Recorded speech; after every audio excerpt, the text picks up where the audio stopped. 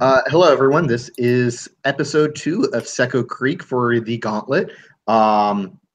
Last episode, we basically discovered things about our characters and the situation. So it's been about 2 weeks, so I think everyone could use a recap. I know I don't remember everything. So, does anyone feel like they could really just go ahead and talk about things from their character's point of view and what they recalled happening, and then we'll just kind of fill in the blanks from there? Okay. So, I remember that Sheriff Damian Walters brought 3 fugitives back to his office together with his posse. And from there, we formulated a plan that we will question the fugitives, to which Sheriff left his deputy and as well, I believe, Luke and John. And he himself went to the saloon he wanted to talk to the mayor, but it ended up in saloon. I believe Thomas went to the saloon as well, bought around for everyone. Damien eventually made his way to the salon as well, where he met Mayor. The conversation didn't went as well. He learned nothing, and now folks don't like him because he was very brutal to the mayor. And back at the sheriff's office, the fugitives were questioned. So interesting scene. Someone gave a gun to the fugitive and signed up a testimony that the fugitive is innocent. Other kinky stuff went down there, but they also haven't learned anything except that John convinced his brother to give us anything for $1,000. And I believe we ended up back in the sheriff's office, where I took Luke's badge for giving the gun to the fugitive. And we... Powell?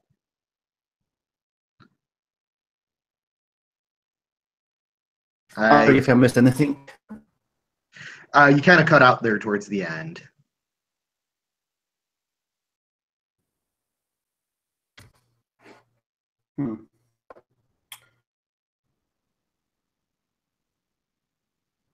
It seems my...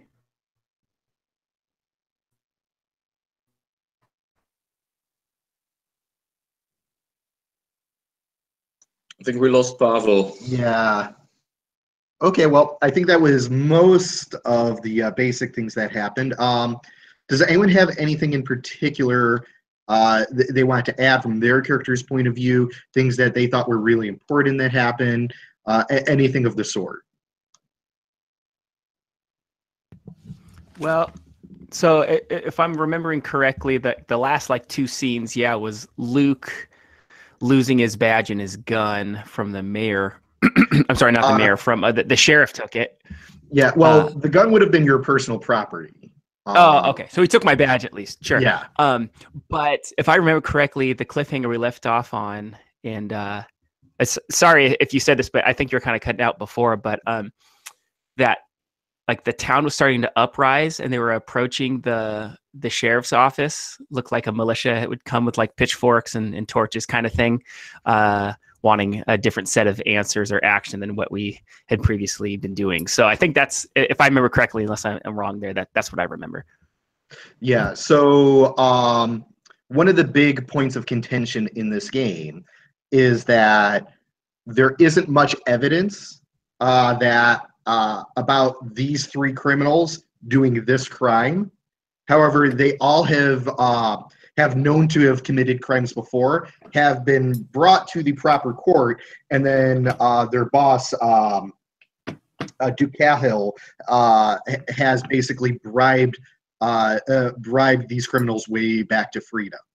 So the town is pissed off because now someone's dead, and they don't want to see the same thing happen. So they'd rather just hang these 3 guys, even though there's not much good evidence that they committed the crime.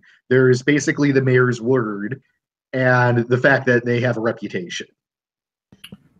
Right. It's like and we're fairly sure that Abe Jefferson is actually probably innocent. And my character John Gammon wants Billy Gammon to basically get out of town. He may or may not be guilty, but he's my brother. I want him. Mhm. I want him to survive. Yeah, that is an important part. So far, all three criminals have insisted that they are all innocent in very different ways. Gammon has basically been like, I didn't do it, but I'll basically sell the other two out if you pay me enough. Trevor has been weird and desperate and insistent and tried to basically threaten his way into an alibi. And Abe Jefferson has been playing it cool. He's insinuating that he was doing something else that probably wasn't legal, but that he had nothing to do with the stagecoach robbery. Meanwhile, the mayor has been pretty non-specific, but at the same time, he just watched his wife. He just watched his wife get killed in front of him. There was, I remember, some tension between Thomas Duvall and Lindsay Hale about who's entitled to her private stash. Yeah, I didn't want to bring it up because I don't know if it was important enough, but it felt pretty important to Thomas. If it is important to your character's motivations, then it's important to the story, thus it's important to the game.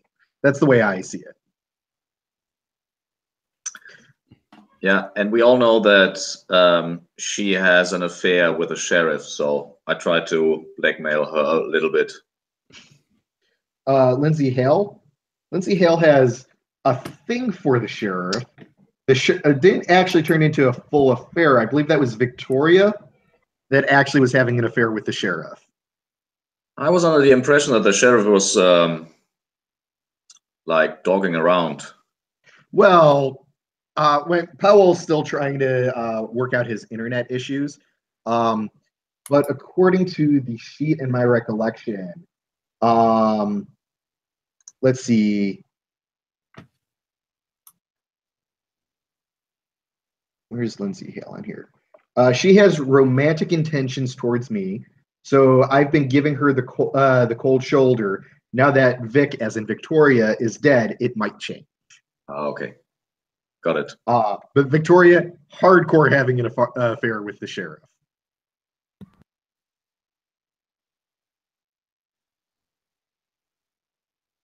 Let's see. I was trying to do a little bit of extra filler to give Powell a chance to make it back in. Oh, here he is. We were just discussing your romantic background in this game. Sheriff's background, yes? Yes, the sheriff's background. Oh, yeah. You were having an affair with Victoria, and Lindsay has interest in you now, but you have not done anything with Lindsay yet. Yeah. Okay. Any other questions, points that we want to clear up before we dive right in?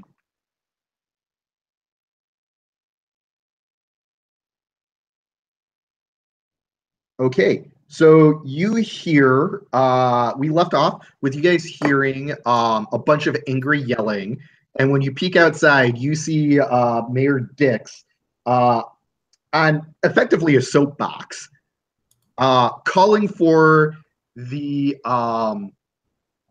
execution of these three criminals for the murder of his dear wife and the robbery of the town's taxes. And he's actually making it seem like if anyone from the sheriff's office gets in their way, then they're probably in league with Duke Cahill as well. So I'll say, Sheriff, Why don't you let me go out and talk to him? He's my brother-in-law. I think it's best you stay in here, and I'll go out and see if I can take care of it. Very well, Out of Alfred. character, you mean your brother-in-law who you killed his son? Whose son did I kill? Yes. Mayors. Yes. But he's my brother-in-law. It's my sister that died. I think in our grief we have a connection. All right. We'll give it a try.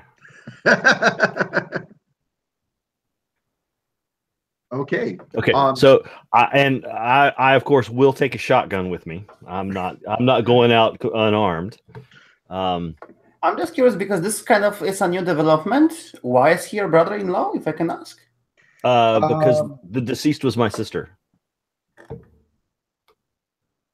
And it's only a new development. It's only a new development in that I forgot about it in most of the last session, and so it wasn't very much in the forefront. But it is true. Yeah, it was established but not addressed.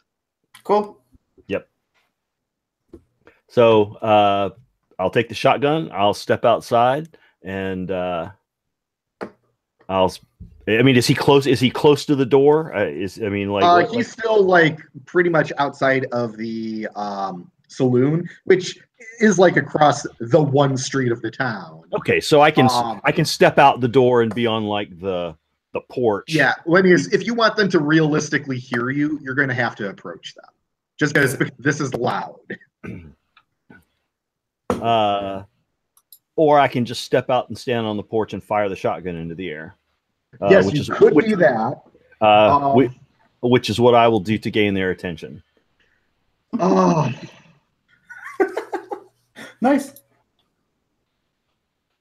It works in the movies. Yes, it does. I'm just trying to think if there is a consequence to that. Okay.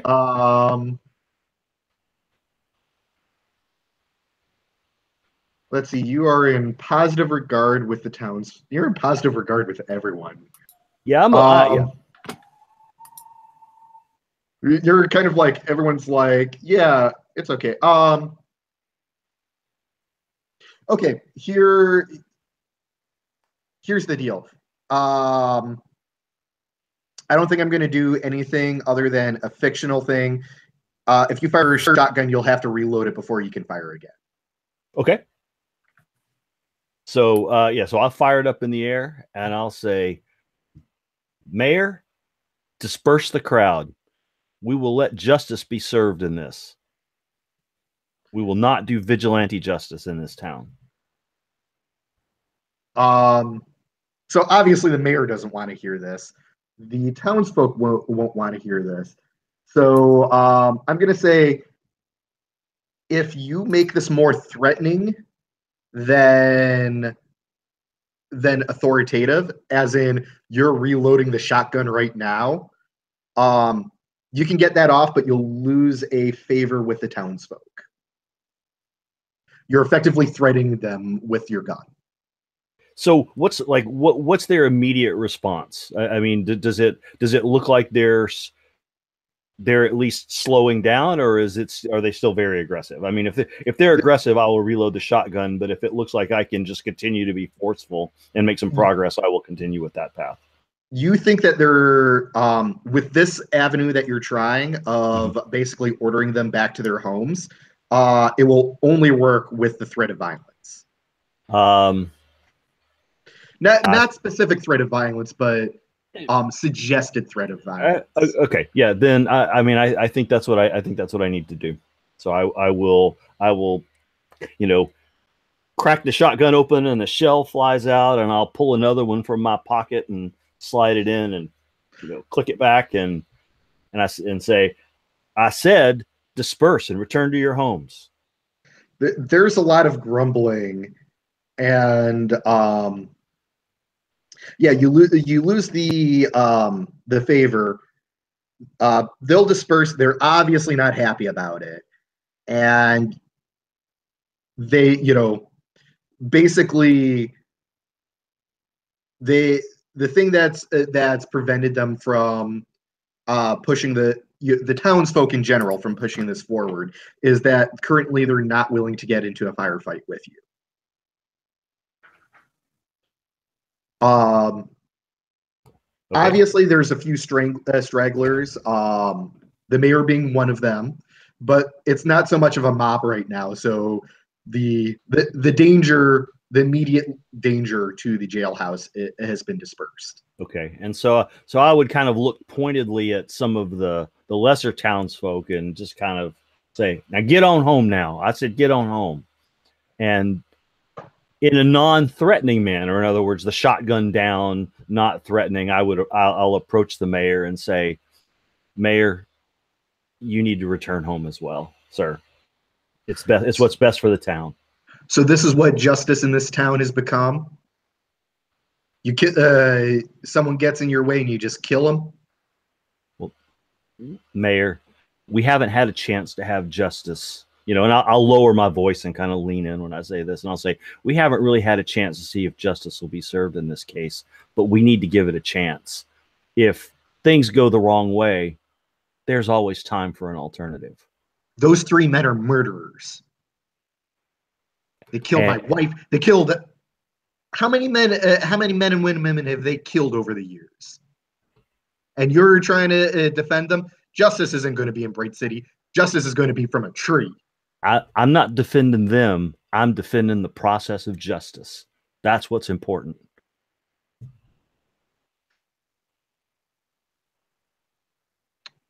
Justice will be served when those 3 men are dead. I agree, sir, but let's let the law and the courts take care of this.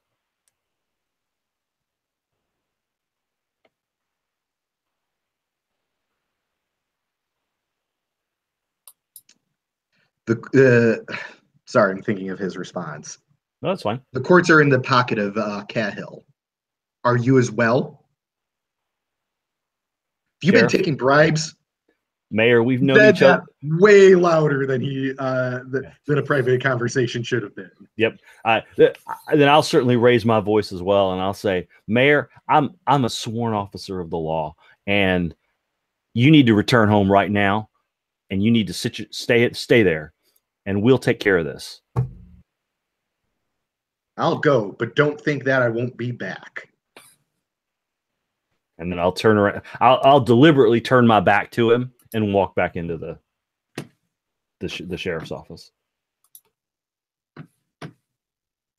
So while this tense conversation was going on, what were the other 4 doing? Were you listening in? Were you discussing something else? I had sort of come outside I had my hand on my revolver. I was sort of backing him up. As we go back inside, I say, "How, Alfred? If I knew you took bribes, I wouldn't have spent time in jail for that bar fight last month."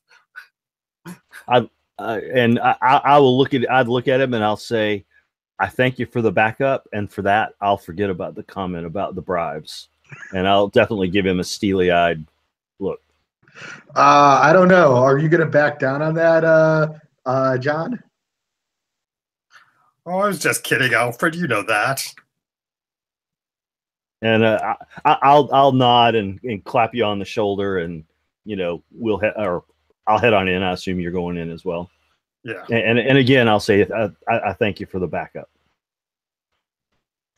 So during the event outside, Thomas goes to the prisoners to have a quick chat. So they are in 3 different cells? Yeah, 3 different cells kind of right in a row. I approach Abe, and I lean against the cell door, and I hand him a cigarette. He kind of nods at you and takes it. You're in trouble, my friend. That might be your last cigarette. Ain't nothing new. I know. It's a shame.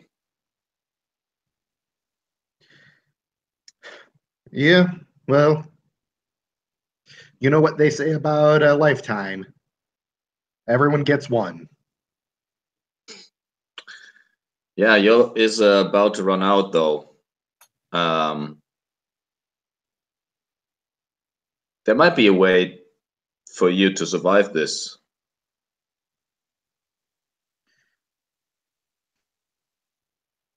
I'm listening, but you know me, Duval. It's never been just about survival. It's about living. Yeah, that's true. It's hard to have the one without the other, though. So you just have to rat out your so-called friends, and you would be out of here. Look, Duval, I'm many things. Some would say good, some would say bad. The one thing I ain't is a liar. Now, it'd be one thing if I knew one of these two did something, but I don't know. I wasn't there.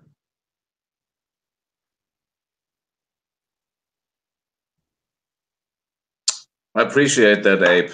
I appreciate your honesty, but we'll probably end up on the gallows anyways.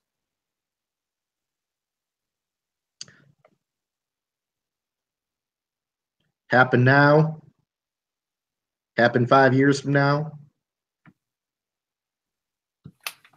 Look, I ain't got any lies about how my life's likely to end. There's a question of when, but that's not the question I'm interested in. The question is what do I do until then? Town Kill wants to string me up, see me dance.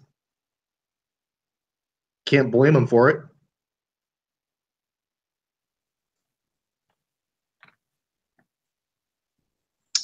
So his head and goes back to the main room.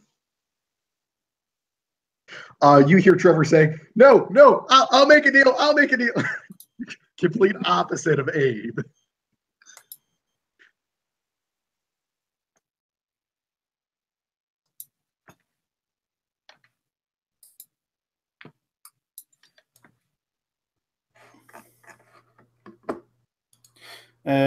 I think Sheriff, who was standing all this time next to the window, looking how the situation on the outside goes. As soon as Thomas gets back, Damon would say, "Well, it seems you have the other one willing to make a deal."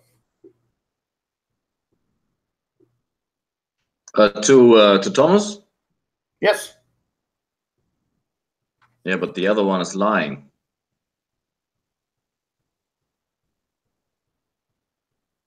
How do you know that? I know that.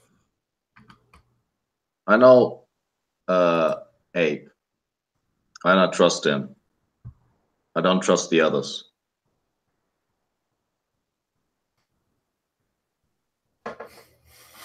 You trust a Tell you criminal? what, Sheriff. Yes, you trust the criminal. John is a criminal, no? John? Well, yeah. Oh, you so know that John used to be just as bad as his brother. Yeah, but not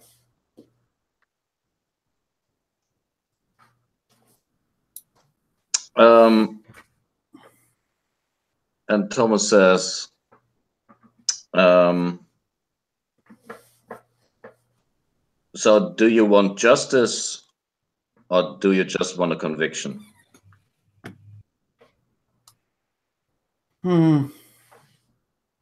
There will be no justice and no conviction unless we have some more evidence, some proof.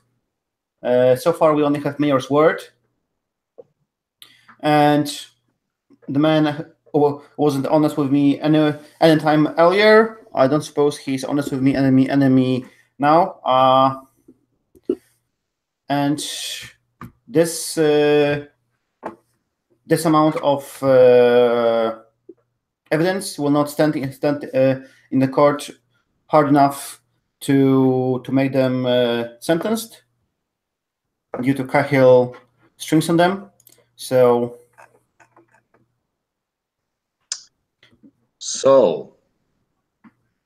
that just leaves one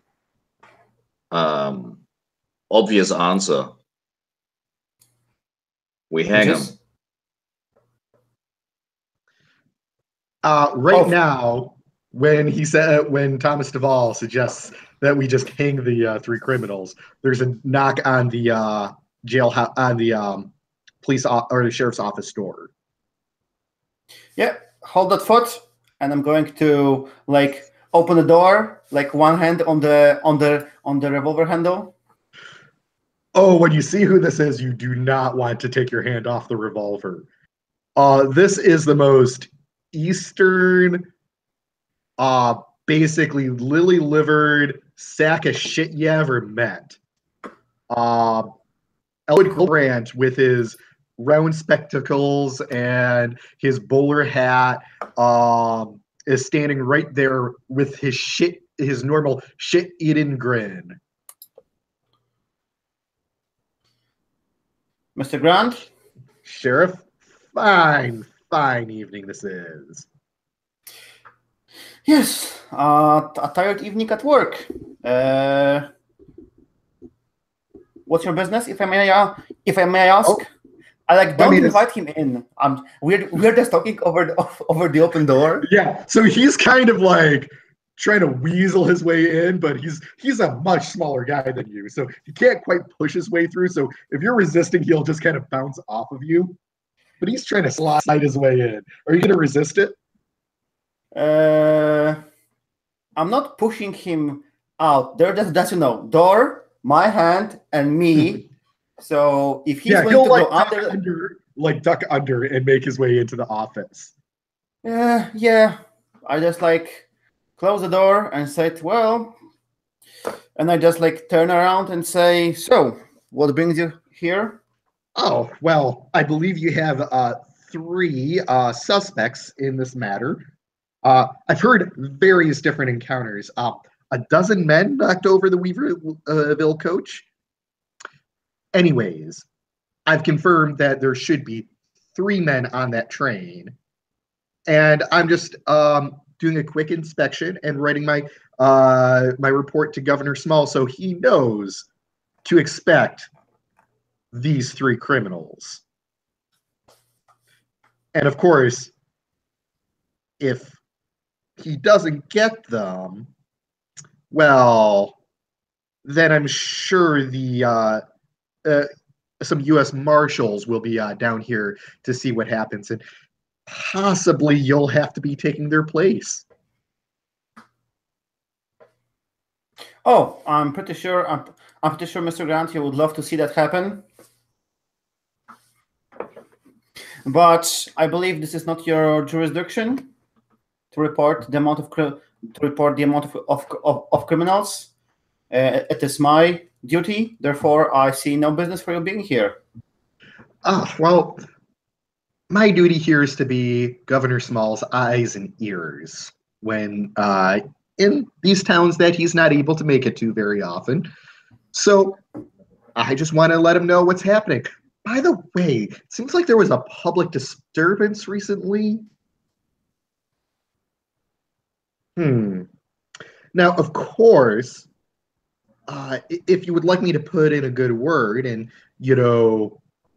make it well known that you are his representative in law and justice, you know what I'm after. Yes, I know. I guess I will have to live without your good word. Oh, then I guess you'll be, Governor Smalls will be hearing a good number of other words. Does anyone else want to jump into this conversation? I think Thomas and what's his name? And Elwood are not really on good terms. Nope. I pulled up Elwood's listing. Wow, do people hate Elwood? So I think I stand behind the sheriff and just look menacingly at, or like disgusted, probably. We should also hear Andrew's response because he has a very different relationship with Elwood. But I believe Deputy Mills also has a very different relationship with Elwood. Yeah, I mean, I think once the conversation starts, it seems like we're kind of there. But if anybody else wants to jump in, I'll let them. But I think what I would do is I would say, "Here, Elwood, let me see you out," and then I'll kind of take him by the arm and take him outside. And as we're going out, I'll have a conversation with him. So, Andrew, what you missed was that Elwood Grant, the representative of the territorial governor, stopped by to basically be menacing and essentially say, "Hey, we got to make sure these 3 people are on the train. If they're not, I'm going to basically bury the sheriff." Unless the sheriff wanted to get on his good side, which I know you have a much better relationship with Elwood Grant, but the deputy is showing him out right now. I just wanted to make sure you were aware of what was going on in case you wanted to respond. So Deputy Mills, you're showing Elwood out? Yeah. But real quick, so when you say show him out, you mean like making him leave the building and go on his merry way kind of thing? Well, he and I have a relation. I mean, he and I have a much better relationship. And I think, it seems like he's kind of, he put out an offer, the sheriff declined him, and now I can kind of say, okay, let me see you out, because it's about time for him to leave anyway. So I'm certainly not forcing him, and I think given our relationship, I think he would go with me willingly, because it seems like what he wants has been done. Okay, cool. If things go sour, feel free to try to have me come into the scene, because him and I have a political background. But yeah, go at it. Okay, I don't think this is going to go sour. This is kind of a friendly. It's weird because it's not friendly. Yeah, this is a chance for there to be contention between the sheriff and the deputy, effectively. Yeah, and I'm not super menacing, but I feel like I'm kind of meeting both needs. I'm seeing Elwood out, which takes him away from the sheriff and kind of cuts off that thing, but I'm also kind of leaning on my relationship with Elwood at the same time. Sure. So I'll lend my ear. I'll be cognizant of how things go past here, but yeah, go for it. Yeah. So I'll kind of, here, Elwood, let me see you out, and we'll go to the door, and I'll say, look, Elwood, the sheriff's doing the best he can here, Oh, I'm sure, but I know you can do a much better job than him. And you'll probably get a chance if those 3 men hang. Well, be that as it may, my sworn duty is to the law. And while I agree with you that I would do a better job than the sheriff, I believe that the law needs to be honored here, and I don't believe we could flout the law. You are a good, honorable man, Deputy Mills, and I totally respect that. But there are rewards for good service. And he goes to shake your hand.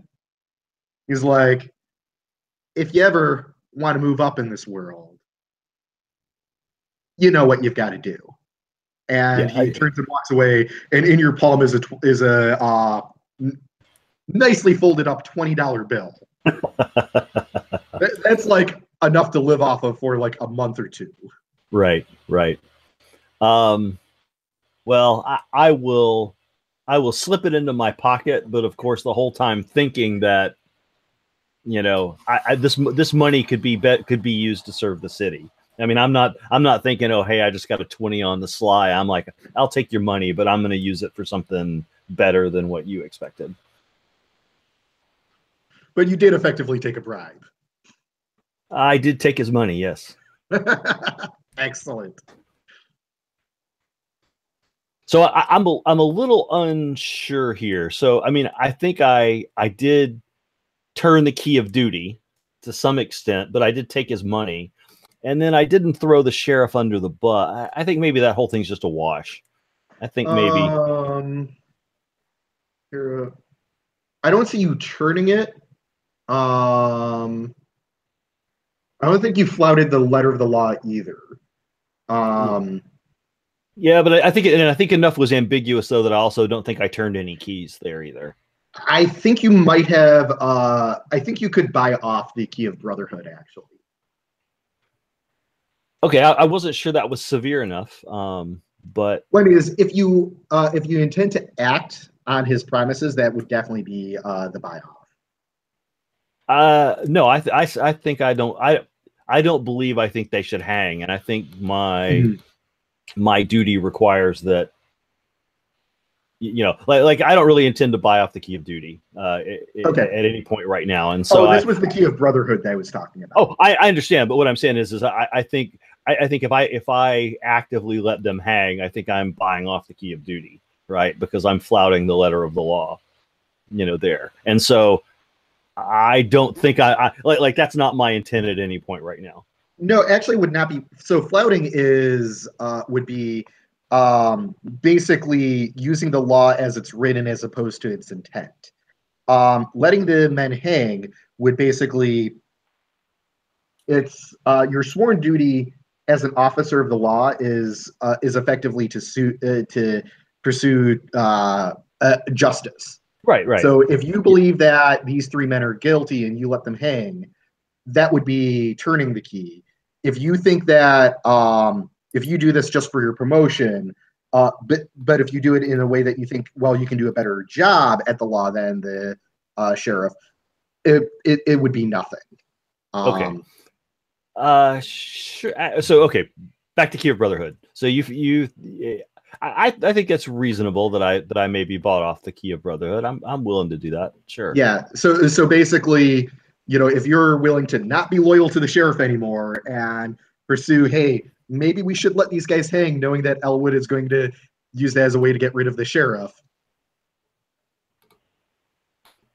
Let's see. I think maybe this was a slightly mild. Yeah. We'll see where it goes. And I may buy it off in a little bit.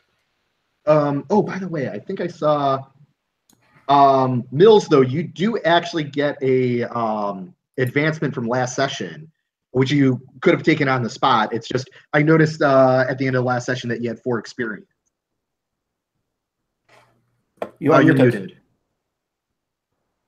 Thanks. I only actually had 3. I just bumped it up to 4 when I went out and disrupted the crowd because I felt like So go ahead and take an advance. The options are there, and new privileges have their own tabs, so you can kind of look through them in case there's one you want to grab. Okay. All right. Okay. So.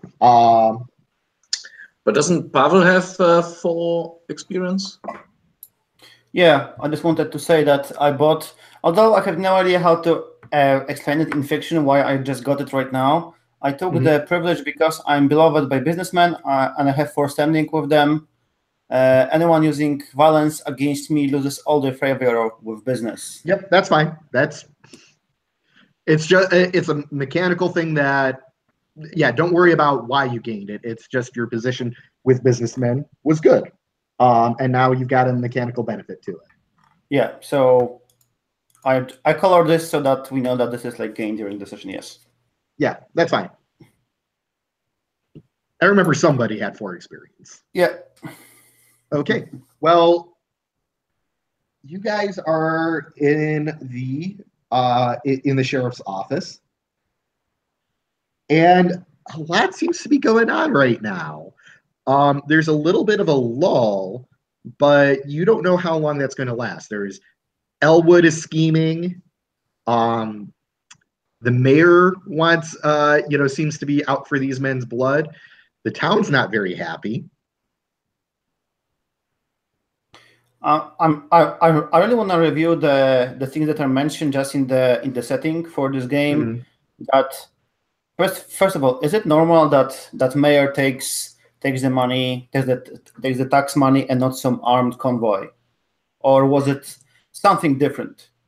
We basically determined who was running the coach when we created the game.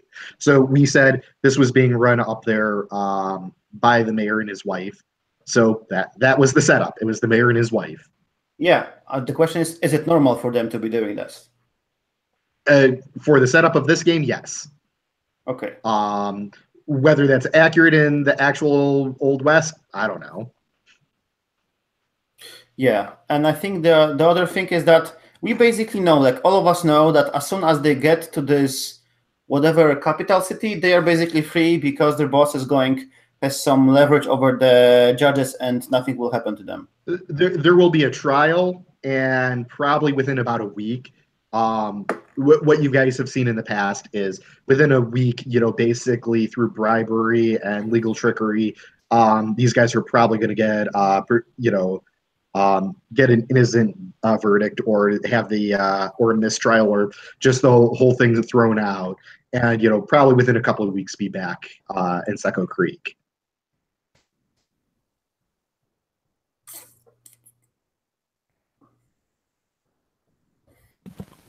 How much? So it's like the middle of the night. When is the train supposed to be coming to pick these guys up to go to Bright City? 3 p.m. tomorrow. 3 p.m. tomorrow. Okay. Actually, I think it was 3:40, but tomorrow afternoon is effectively okay. Well, what I'd like to do, and I'm not exactly sure what time it is, but narratively, it sounds like the town is kind of in upheaval. I'd like to buy out of my own coffers, buy everyone eggs and bacon for breakfast, just to kind of calm the town down. I would have bought drinks for everyone last night, but it's much safer, I think, if we take the non-alcoholic route to try to calm people with some charity here. So that's what I want to do. So are you talking about all of the people in the posse, or are you talking about the entire town? The town. Like, I'll take a huge financial hit. Yeah. So try to just make sure everyone.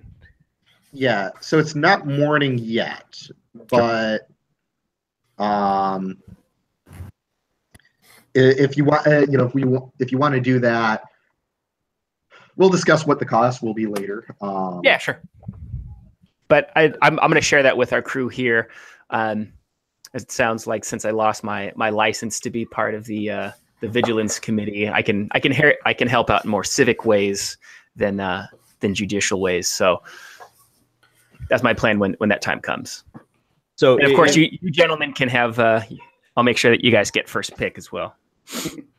Well, and when you bring this up, I'll find a time to kind of surreptitiously say, "Here, I have a contribution to the cost," and I'll slip that shiny new 20 to Luke. Powell, that looks awfully suspicious that your deputy has this crisp new 20. Oh, sorry, I'll take it, and it's it's crisp, it's clean, it's like a bit. It's not even like a. I guess I don't know. Back then they might have had bills with the specific amounts on them, but yeah, you just come inside after talking with this slimy politician. You come back with some crisp money. I'll put that in my breast coat. And this certainly is not how Sheriff Walters. This is not how the denomination that the deputy would have been paid in. And it probably has Governor Small's picture on it too. No, this is U.S. currency. Sheriff Walters is blissfully unaware to all of this because he's lost in his thoughts. Okay. Okay. He probably didn't notice it's like 20. Maybe he thinks like Alfred gave him like a 5 or 2 or whatever. So as you're putting the money away and planning it out, the window of the sheriff's office shatters open, and you hear gunshots being very directed at the jailhouse.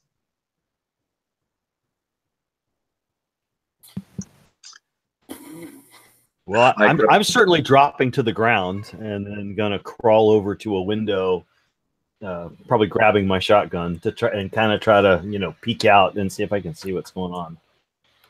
Yeah, same here.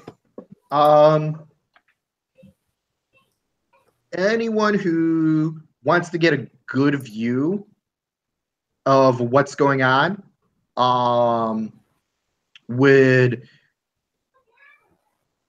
you can either keep in cover for the most part and be relatively safe because they're shooting at a building and not individuals. If you want to get a good view of them, then you'll have to expose yourself and take a wounded condition as they start aiming for you. What if I already have a wounded condition from last time? It would upgrade to bleeding out. All right, I'm hiding under a table. And how does rattled? I picked up rattled, although narratively it was quite a while ago. So am I still considered rattled, or? Yes. Well, I mean, it's only been like an hour or two. So yeah, that was someone getting under your skin. It's conditions. It's fictional things. I could have maybe made things a little bit tougher when you were handling the town because, God, was it I think it was one of the outlaws that rattled you. By bringing up the person you killed. Yeah, I think it was Abe.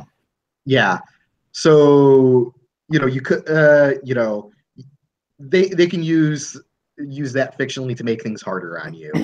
But it's kind of like a track of your what you're dealing with right now. I'm willing to take a closer look and take a wounded consequence. Okay. Yeah. Sheriff as well. I just probably as I'm standing by the door, I just take a step to the side of the door and look through the broken window or through the open door. What the hell is going on there? Yeah, so there are 6 guys on horses and with rifles that just are opening up now. There's lights on in the sheriff's office and no lights outside, so it's hard to see faces.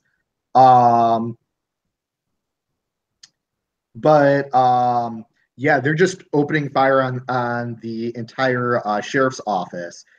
Are they in revolver range? Yeah, you can take a shot at them.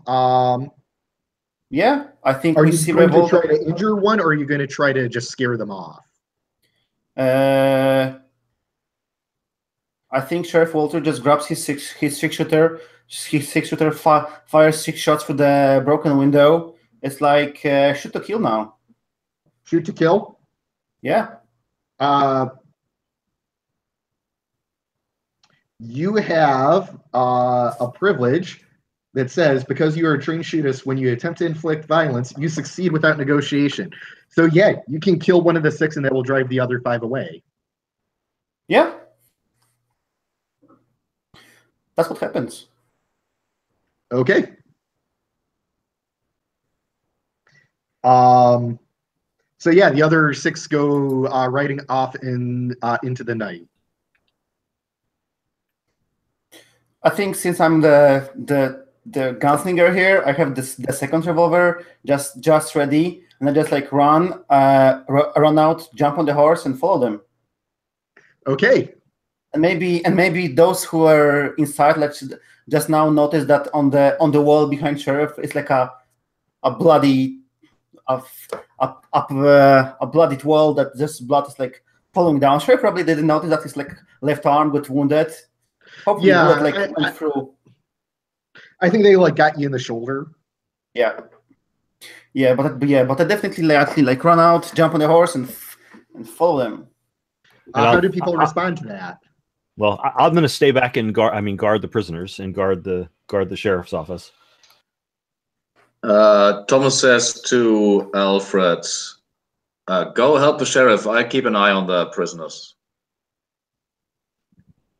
I'll actually. I mean, I'll actually say that, because I'm the one who has the key, to the cell, and so I'm going to be like, no, I have the keys. It's my duty. You go with the sheriff. Last time I checked, I'm not the deputy. Ooh, I think this sounds like it's a conflict between you two. Okay. So, Yeah. Deputy Mills, you are trying to stay, and Thomas Duvall, you're trying to get him to go. So we're going to start this with a negotiation of Mills says, I'm staying. So Duvall, what are you doing to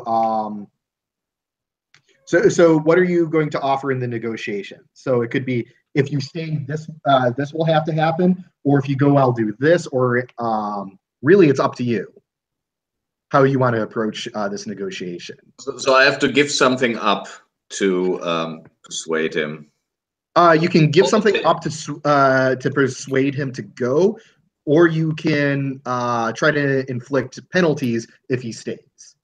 So you can either offer him carrots or sticks. Yeah, it will be the stick. I will definitely mention, like I'm saying, so that slimy East Coast lawyer just bought you and put you in his pocket, and I'm shaming him. Yeah, shamed condition. So you'll take a shamed condition if you stay. How are you feeling about that? You can you can counter the offer. You can accept it. But I also could exceed, right? I could also just say, fine, I'll go, right? I mean, or yes. To do that. Yeah, if you say, I don't want to take that condition, I guess I'll go. That is, that would also be all right. Okay. Yeah. So I think I'm gonna do that, but I'm gonna look at him and say, Thomas, these prisoners are now your responsibility. If anything happens to them, I will hold you personally, and by personally, there's the implication of I will hurt you, personally responsible. See, and okay, this actually sounds like a continuation of the negotiation that says, if you accept, then Duvall has to take personal responsibility for these prisoners. Yeah, and I that is certainly what I'm trying to communicate. So yeah. Yeah, so that's part of, we're still in open negotiation. Okay. Thomas, do you accept those terms that Alfred Mills will go if you take personal responsibility for these prisoners? Can I lie? Can I say, yes, I take responsibility for the prisoners and then I kill them? That is taking responsibilities. Or is it, do I have to be like honest and truthful in this? Because it's a negotiation between okay. And while I didn't explicitly say it, I mean, what I think is implicit is you're responsible for the safety of the prisoners. I mean, yes. I'm certainly implying that. You can absolutely take responsibility and then kill the prisoners. It's just now you're now people will know you are responsible for their deaths. Yeah. So I agree. Give me the throw me the keys. Ooh. Oh, there's some rules about the key. What? The keys are just they can be part of the negotiation. So we're still in negotiation that Duvall is going to say yes to this if you provide him the keys to the cells. Yes, I know the keys are your burden. This is part of your burden. Yeah. Are you willing to give it up? Yeah. So, and he has been officially he was officially deputized for this by the sheriff. Is that correct? Well, so I mean, I'm not as familiar with the law, but I'm not. Yeah, he is part of the posse, which is something that the sheriffs can do. I'm not sure if like the terminology means deputized, but yes, he is officially, the sheriff officially invited him to help out with this situation. So in my mind, the sheriff has granted him some privileges and some responsibilities in this situation. Like it's semi-official in my mind, right? Yes. Okay. Posses are part of the authority of sheriffs. Yep. Okay, then yeah, I will transfer the key. Okay. So we're just going to take the keys off of Alfred's character sheet and put them on. I just did. Yep. Awesome. I feel the burden already. Okay, so you toss him the keys, but as that's going on, I want to turn to John John Gammon, and I think it's important you and I hop on horses and help out, because we can't have nameless people just shooting into a building, whether there's prisoners, whether there's people who are guilty, whether there's just city folk in any building. We can't just let 6 men on horses come in and shoot up this building. So I'm going to get up and run out the door and expect you to come with me. I am actually going to stay with Thomas, because I think we can't just leave one person guarding the prisoners. I mean, what if this is a distraction and there's another group that's going to try to come and rescue them? Sure. And also, then I'm going to trigger. Also, I think with just Thomas here, this might be a good chance to get my brother out of prison. So I'm going to tell you to go. Okay. So, knowing you would say that, I'm going to use my privilege. When you attempt to convince a player to do something for the good of the town and they do not listen, I choose one. You lose favor of a faction that's watching, or I gain favor of a faction that's watching. So this sounds actually like it's part of the negotiation that you're saying, okay, hey, I think you should come with me. If you don't, this is what's going to happen. Sure. So I want you to come. It sounds like you don't want to. Negotiation-wise. So basically right now your offer is just your privilege. You haven't added anything else to the table. So let's give Gammon a chance to respond to that. Okay, so what faction are we talking about here? The townsfolk? Well, no townsfolk are present. Right. No politicians are present. I'm going to say, I guess the outlaws are present. The prisoners know what's going on, and they can probably hear, these conversations are pretty loud. I'm going to say that's with outlaws. Okay. That they're going to be the witnesses here. Sure. Maybe you look yellow to them. You look like a wuss when really you're just trying to save your brother. Well, also someone just tried to kill them, and they're not going to like that. If you're, they're going to like people who are standing up for them when they're defenseless. Yeah, exactly. You're the law.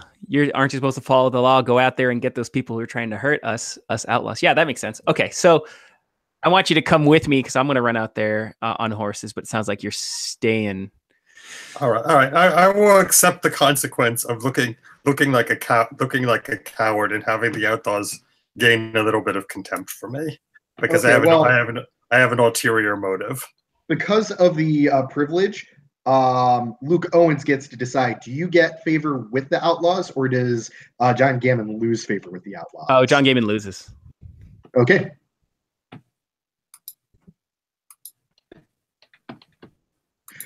Okay, and you're still heading out? Yeah, so it looks like it's me and David's character. That's it. And Paul's. Right. Yeah. Okay. So the three of us. Yeah.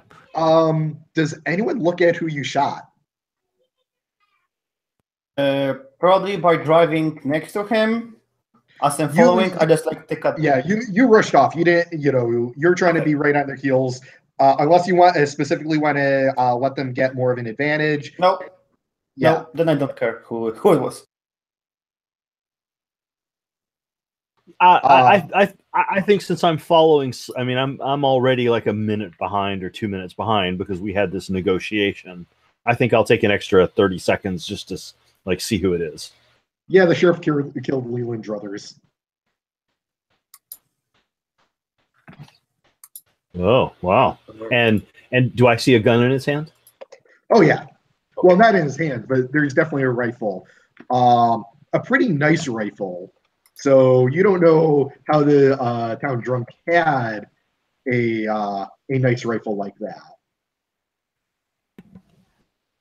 He must Okay. be backed by somebody with money. Yeah.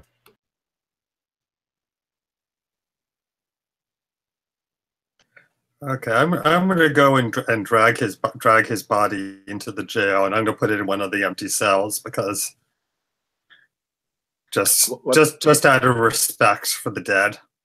Is it Leland who died? Yeah, Leland. Oh man, I help.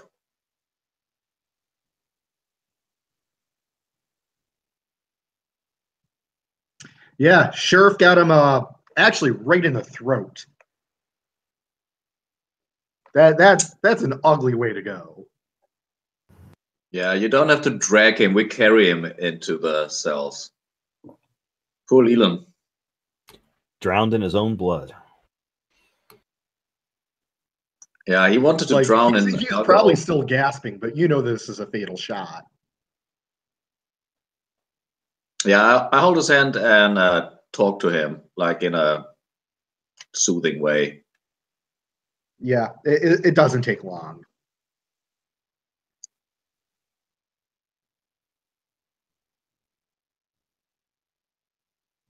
So, take it. Alfred's still, trying to make it to the sheriff. Let's do inside the jailhouse before we do the chase.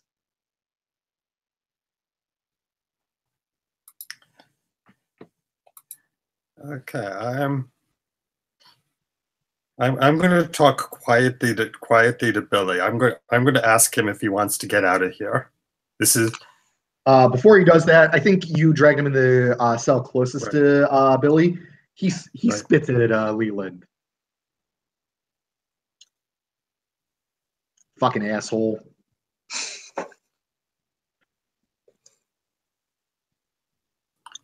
Shit, Billy. Things are getting serious. You want to get out of here. This is going to be our best chance. Damn right, I want to get out of here. I mean, you could be better off. I'm sorry. That is quiet, so that I don't hear it. Exactly. Because when he spits at Leland, he at least gets I don't know, you fucking animal, shoot you, or something. So you're threatening him? Definitely. You're trying to get him to back down. Lay off, Duval. You're responsible for these prisoners. That means you can't just go around shooting them, right? Your fucking family exists out of animals. Like spitting at a dying man? What is this? You have criminal blood in your veins. I knew it. I mean, I put my hand on my revolver, and it's like, Duval, you want to settle this right now, or you want to just shut up? This sounds like a negotiation. So, it sounds like Gammon is saying, back off from his brother, or he will hurt you. I would like to make a point that on John Gammon's sheet, it does say that if he attempts he does not have to negotiate for violence. He just does it. Right. I mean, but I'm not attempting violence at this point. I am threatening violence. Right. So right. I mean, what I want is for him to back off. Right. So the offer, currently the negotiation is Duval back off from his brother, or Gammon will hurt you. So, Thomas says, you can have a private talk with your filthy brother, but any attempt to free him, and I kill you. And then I kill your brother. You can try. Oh, so you're shooting John. You're shooting Billy Gammon right now. No. The negotiation is I back off, but I keep a close eye on them. Okay. Yeah, he's just making a counter threat. Okay. Do you accept that? Well, it's just a threat. So, Yeah, he will still need to negotiate violence if Right. he tries to hurt you or his brother. right. Notice you're not immune from violence. It's just when you try to commit violence, you don't have to negotiate. Right. So I'm gonna okay. So we skip back to where I was talking to Billy and asking him if he wants to get out of here. I mean, I think we were doing that, and then we jumped back to this conversation, and Yeah. the timeline got a little tangled. Yeah. So he's like, "Damn right, I want to get out of here." Right. He did not. He was Okay. not quiet.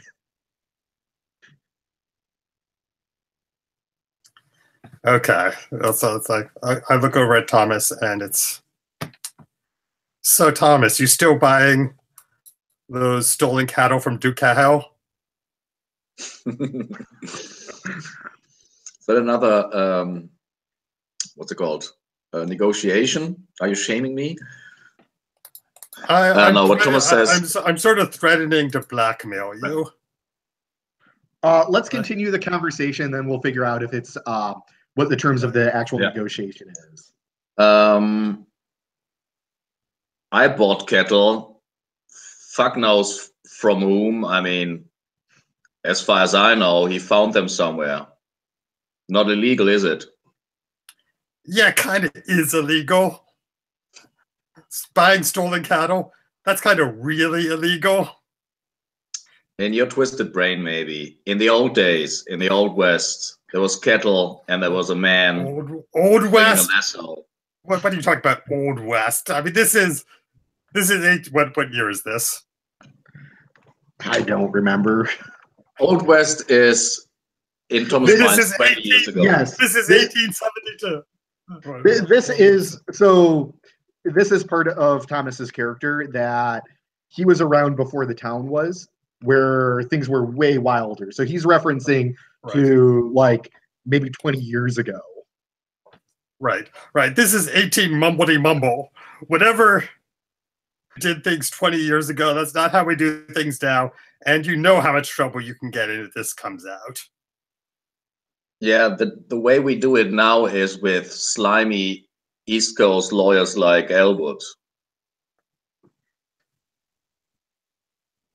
So, look, I'm not looking for trouble with you, but it looks like my brother's in bigger trouble than we thought. I don't want him getting shot when another game comes out. So let's just handle this like civilized men. I take my brother, the two of us get out of here. We leave town, you never see us again. The other two, I don't give a crap about them. Yeah. Hey, And nobody ever has to hear about your stolen cattle. Trevor. By the way, Billy knows all about. Trevor. So you sure don't want him as a witness, do you? Trevor chimes in here. Is like, this is bullshit. You can't leave me here to die. You can't leave me here to die, Billy. Don't do it. Don't do it.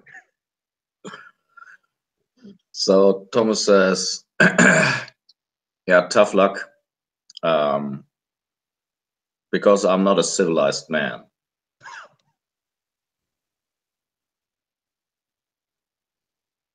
Your brother is a criminal, and he should hang. Well, you're half right. Hell, maybe you're even all right. He sure is a criminal, and maybe he should hang.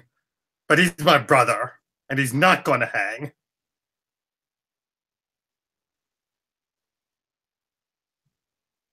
So, I mean, I draw my gun and I point it at him. So either you hand over, you unlock that cell right now, and the two of us are walking out of here, or things are going to get nasty. Can I draw at the same time? Like gunslinger style? Sure. So he is not he is not. This is a negotiation. This is absolutely a negotiation. It's a threat. either you let him and his brother go, or he will hurt you. You can still negotiate things like, if you shoot me, I'll get a shot off too, or things like that. So feel free to throw in whatever you want to counter his offer or to amend his offer. Yeah, I need to have a quick look at my character sheet. Sure.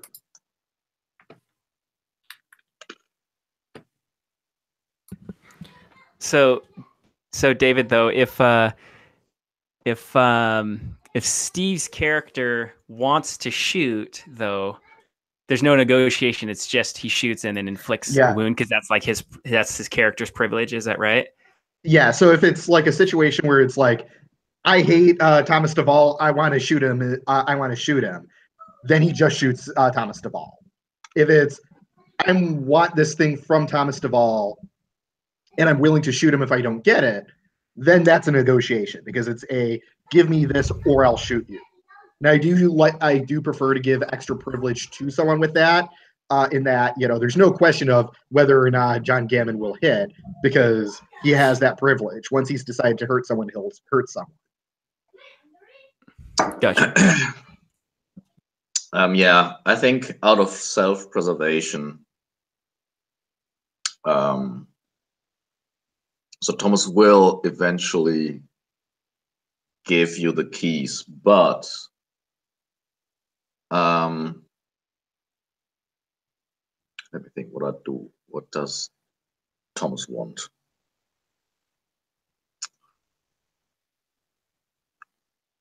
I mean, what is your end game,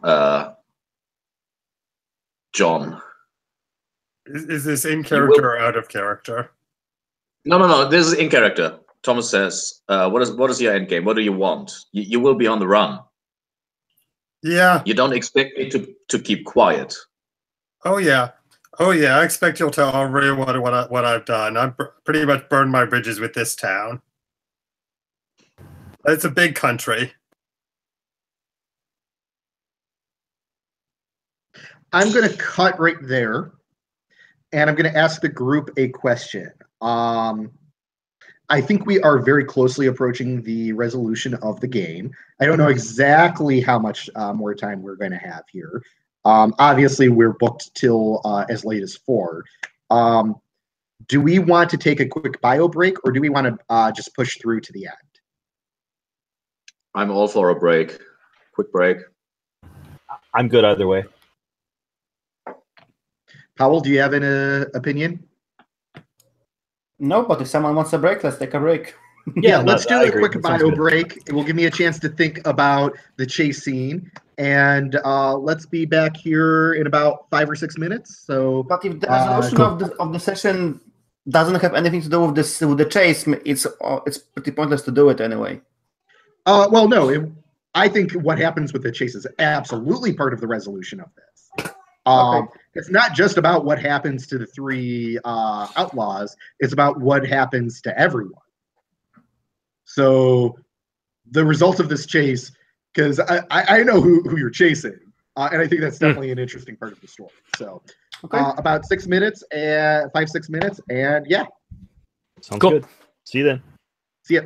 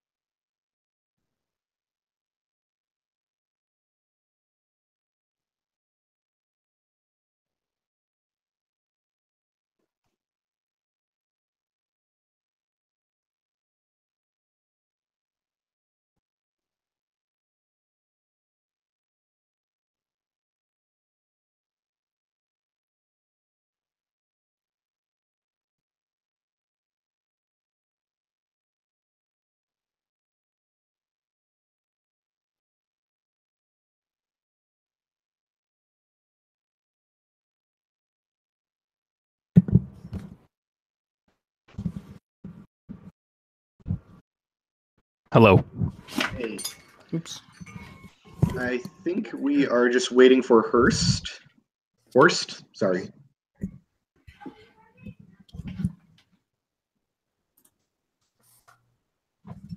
Andrew, I see you have R2D2. Yeah, right back there. Yeah, it's pretty sweet. It's this voice activated R2D2. Like you tell it commands and stuff, and it like runs around. It's pretty cool. Really? What does it do? Oh, it does a bunch of stuff. I can play hide and go seek with it. It could run around your house like a Roomba, just like zzz, but it has these really cool sensors where they won't move. Like it won't bump into stuff. It'll play like the Cantina song and dance. So it's like the Jesus, and then I can wow. say things like, "Hey, R2," and it goes, "Biddle-loop." And I say, "Do you remember Biddle-loop, Darth Vader?" And then he goes, "Ah!" and he like runs away. It's pretty cool. Wow. It's really neat. It's crazy expensive, but it's pretty cool. So we are all back. I think we cut at a very tense time in the jailhouse, and we're pretty close to, I think, to the resolution there. But I wanted to cut it so that there's still a little bit of uncertainty while we do the chase scene. Now, the way I was imagining this was the shootout happened pretty late at night. If you guys are okay with it, I really love the visuals that you chase them until the break of dawn, where the sky starts to turn that purple and then orange color, and you start to see more and more of who these people are. Does that sound cool with the people in the chase scene? Sounds great to me. Yeah, that sounds beautiful. Okay. So yeah, you're chasing them into the night, and obviously they know that you're on their tail, and pretty soon your deputy, and then of all people, Luke Owens, the man you kicked out of the posse, joins you, and the chase has stopped to be a sprint and has started to become a marathon. So speeds have reduced to make sure the horses survive, and it's really you've done this before. Your horses are probably fresher than theirs. Eventually you'll catch up to them, and then it will be a firefight. But your shoulder hurts. Alfred, where did you get shot? It was the same thing. I said I was going to the window as well, and I agreed to the condition. Although if you think the sheriff got there first and I didn't take the condition, that's fine too. Everyone but I had agreed to it. Yeah, everyone who was exposing themselves to see who was going on was taking the condition. Yep. And so that's where I picked it up. Yep, and that's why I'm asking, where did you get shot? Where? Not when. I'm gonna say it's like a head wound, because I was looking up and I grazed your temple. Yeah, like a grazing head wound, and so I think it kind of opened me up and probably pretty bloody. You're probably not seeing too straight right now. Yep. And maybe even like a concussion came along with from the impact, potentially. Yeah. You definitely aren't feeling well, but you're soldiering on to stick with your sheriff. You absolutely are turning your key of brotherhood here. I think he bought it off. He was, I think, on the fence on that. That's correct. Yeah, I didn't feel like I actually bought anything off. Okay. Yeah. But the fact that you're sticking with the sheriff in this condition, you absolutely are turning the key of brotherhood right now. Yeah, I would like a nice moment maybe before we catch up to them as we are riding. Sheriff Walters rides closer to Luke Owens and just from horse to horse, hands him this badge and consider yourself reinstated, Luke. Oh. Great. That feels great. I'm going to definitely reach over and grab it, but drop it because I'm not trained on a horse. And you can tell I look sick. I'm tired. I've come here because of the good of the town, and it feels good to get that badge back, but I'll drop off my horse and pick it up and dust it off. Put it back on my shirt. Let's do this thing. So you're chasing, and you know, as the light gets better, you notice these are not cheap horses. These are fine horses. You can see that they probably came from your very own Jasper Phelps livery. That doesn't necessarily mean that they are his horses, but that's probably where they were bought from. These aren't like rustled horses or wild horses, or horses that have been traded back and forth a dozen times. These are prime condition horses that these 6 men are on.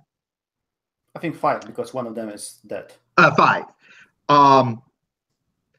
And as the light gets brighter and brighter, you notice that they're not wearing dusty outfits and heavy coats that you would see from most outlaws. They're wearing like jackets, like the people in town would hold. And as the light gets brighter and brighter, you notice that one of their hats has a very unique piece of jewelry on it, because some of the wealthier people in the Old West used to put like I don't know what the term is, but like hat straps with like brooches on them. That looks like the mayor's hat.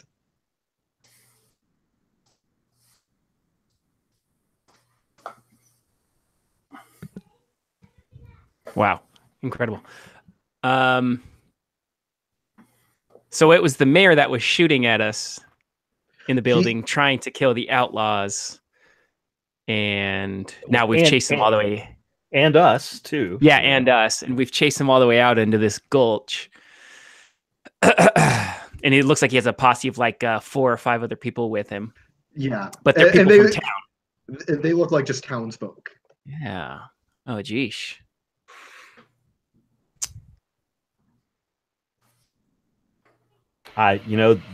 They broke the law. They assaulted the sheriff. They shot at us, and I warned them. I told them to go home and stay there, and they didn't. So it is a negotiation to catch up to the townsfolk, these townsfolk.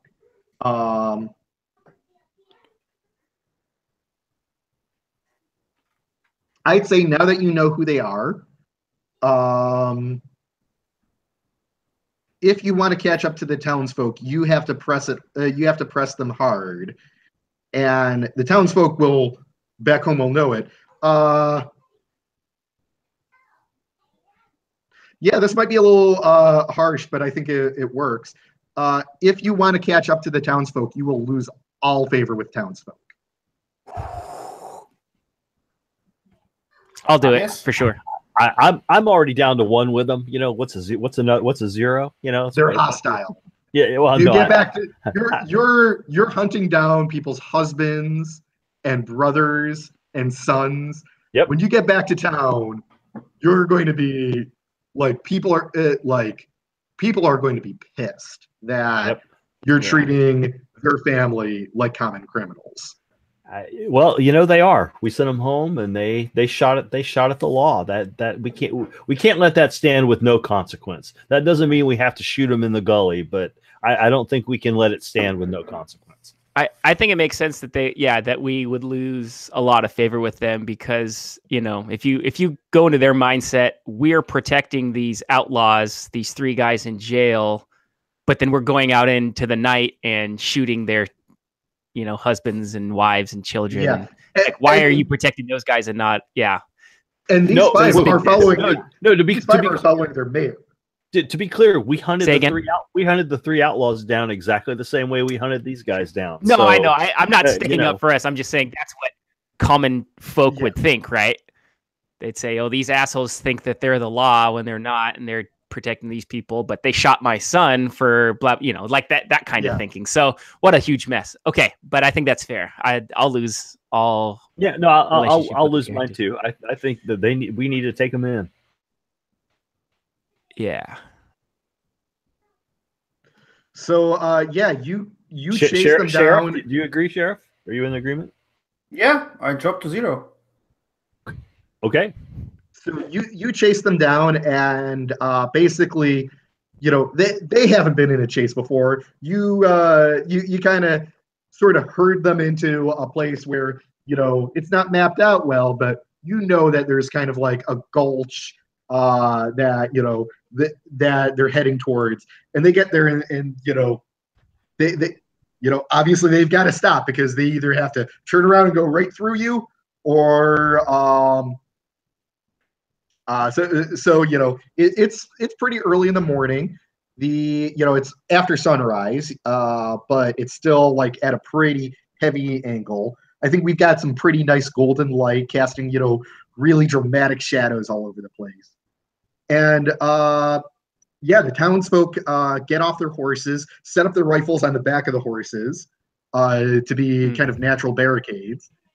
And they're waiting for what's about to happen.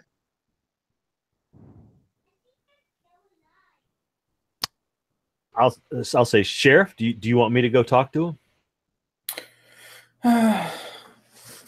Alfred, the situation is all me. I will go. I will ask them to surrender. If not, may the God bless them. And Alfred, I need you to. So can you describe what is a gorge? Did we get them in like a dead end, or did we got them to like a cliff and they just cannot go through? It's kind of like more of a cliff. Let's say it's kind of like a natural cliff that it's too steep to make it down. They could try to run the other way, but at that point, they would be close enough anyways where you could start taking shots at them. So they're setting up to make a stand here if they need to. Yeah. Alfred, I will need you to try to flank them, while Luke will hopefully stay behind me, so that we get them in a crossfire and that they understand that they cannot win the situation. And I hope that they will see reason and surrender. Yeah, I don't think that they'll just let you fully spread out and set up an ideal position. I mean, they do have rifles aimed at you. They just haven't decided to instantly open fire. Now, if you want to try to get that positioning, we can do a negotiation. Sheriff, I'm willing to try it if that's what you want me to do.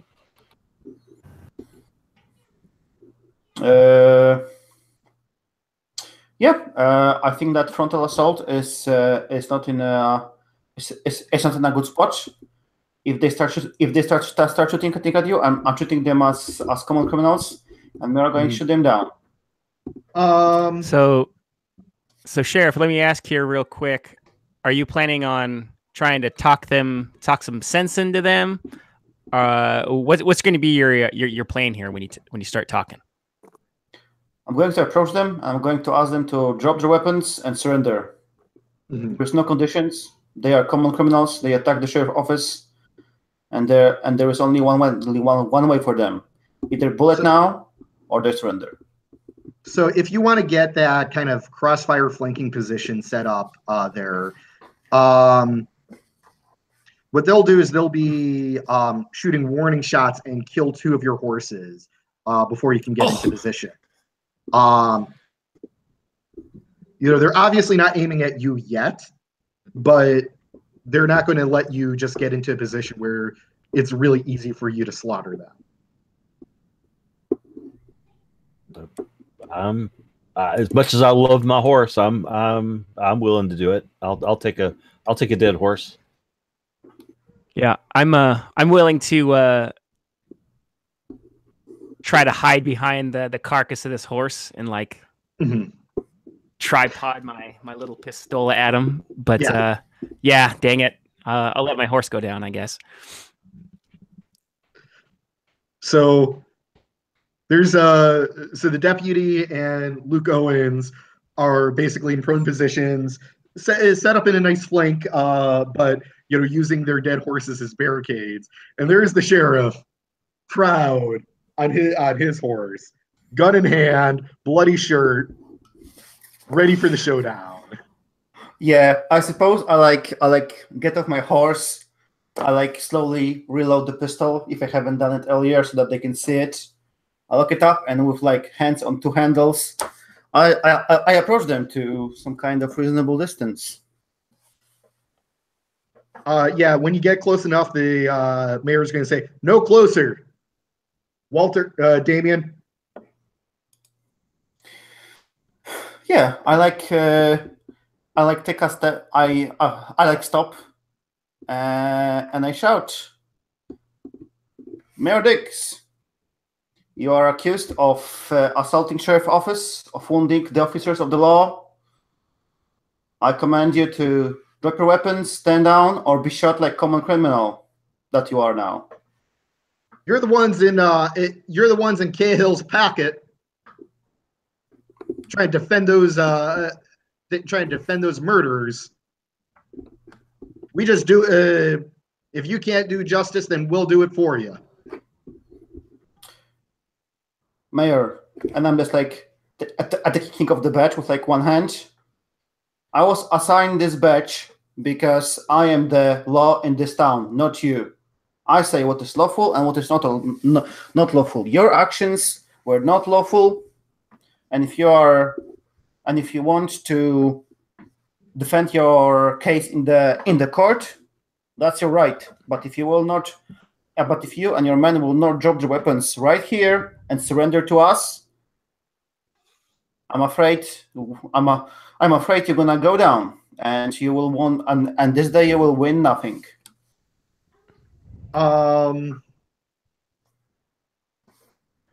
Yeah, so right now, no, you're hostile with the townsfolk, you're hostile with politicians. They're not really believing that you are devoted to justice. So if you want them to even listen to you, you're going to have to get personal with them. I'm going to say, if you tell them how you loved Victoria, then they'll consider listening to you. Nope, that's not on the table for sheriff. Sheriff sheriff is right now in the ultimatum mode. He just say take it or leave, surrender or die. That's his offer. Yeah, they'll open fire. But can I say one thing before this? So Sure. It sounds like the deal is surrender or die. I'm gonna kind of oppose the sheriff. Yeah, absolutely. Because negotiation between players always. So yeah, I'm gonna say, back east over in Pasco, we have laws, and just like these people have laws, and those criminals have laws. And I'm going to rattle off some due process numbers like I did before. 39217, blah, blah, blah, blah, blah. We need to make sure we do this without anyone getting killed, because that's the way the law is done out east. And I'm going to put my I don't want to put my gun on the sheriff, but I'm telling him this is Western justice, and that's not what we want. We need Eastern justice. So yeah, you can absolutely threaten the sheriff to side with that if he the way of the law, not this. If he wants to, if he's that he needs to back down from the bloody justice, or you'll side with the townsfolk. So sheriff, how do you respond to that? Deputy, you can also get in on this, because you've got a stake here too. Yeah. So I mean, I'm still held by positive regard by businessmen and by politicians. I mean, so if I can slip a word in edgewise before this kind of all goes sideways, I certainly would say something like, Mayor Dix, you need to listen to the sheriff. We can all go home. We can end this peaceably, and we can all go home. The man hates you so much, though. Yep. But maybe he'll listen to reason. It sounds like you're not altering the negotiation between Luke and I'm not Walter yet. No, so that was kind of before that came up, but it sounds like that's not really gonna yield much fruit. Well, we can wait to see how the sheriff responds. Yeah. I mean, but certainly if let's wait and see how they respond, and I'll jump in then. So Sheriff Walters shouts in the direction where Luke is. So, Lawyer Owens, tell me, how am I to get those men to the cell if they will not surrender and you don't want me to shoot them? Please tell me, how am I to bring them to the justice if they won't surrender right now? All right. Are you doing anything to alter the offer on the table, which is if you continue on for bloody justice, Luke Owens will side with the townsfolk? To be honestly, I don't understand this negotiation. It's basically if you start shooting to kill, Luke will start shooting you.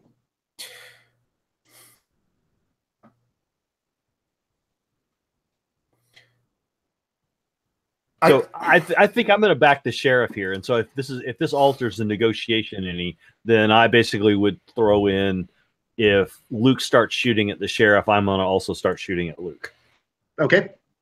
All right, I'm gonna buy off my key of farsighted, and I want to represent the law. I don't want to represent sheriff. I don't want to represent the law here. I don't want to represent the people. I'm trying to represent like the larger process of government, and it's not working out for me. So I'm gonna buy off, and I'm gonna hide behind my horse and just kind of cower. In like a fetal position because I don't want to get shot.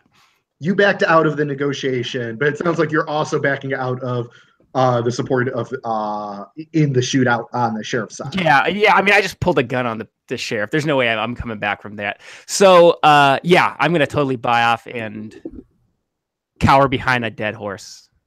Okay. I'll take his little hat off and put it on mine and hide behind it because. Yeah, it didn't work out for me. Nothing has worked out well for the man who sticks up for the government here. So, all right. So I back off. Yeah, in which case I think Sheriff turns to Mayor and says, as Luca once pointed out, if you want justice, you have to surrender and defend your case in the court. If you will not surrender, I'll have to take you down by force because that's the law. If you wanna defend your case in the court, drop your guns and surrender. And I mean, I don't know if this alters the negotiation, but I'm basically going to support the sheriff in this. I'm gonna if the townspeople start shooting at the sheriff, I'm going to shoot back at the townspeople.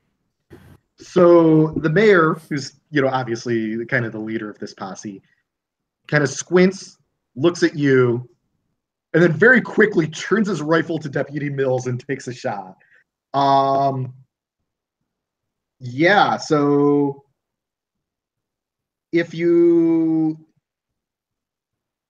I'm going to give you the option. If you are willing to be bleed out, you get to shoot the mayor right now before anyone else gets to respond.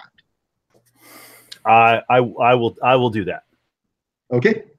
So do I replace wounded with bleeding out, or do I just add bleeding out? Okay. So that basically means you need medical attention soon, or you will die. Yep. And given we're out in the middle of the wilderness, not likely I will get my medical attention. Mm-hmm. Yeah, there's only like a handful of horses out here, and most of them don't belong to us. So, although if I shot the mayor, I think there's one freed up. So yeah, he gets you. Oh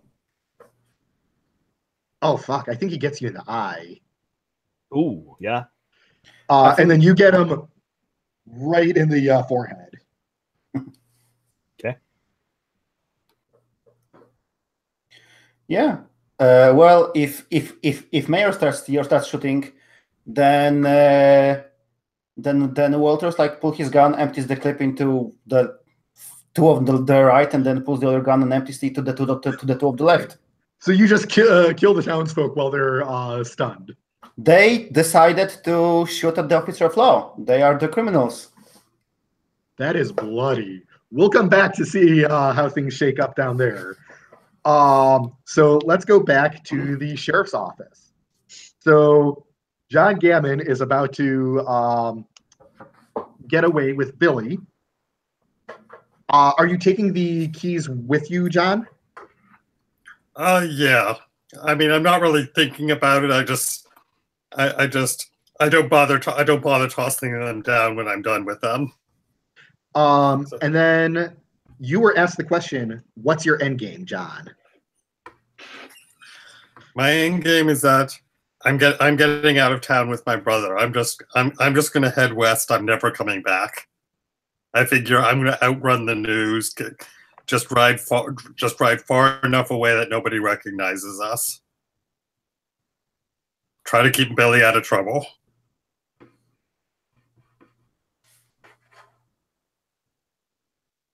Thomas, you're the other person in the scene.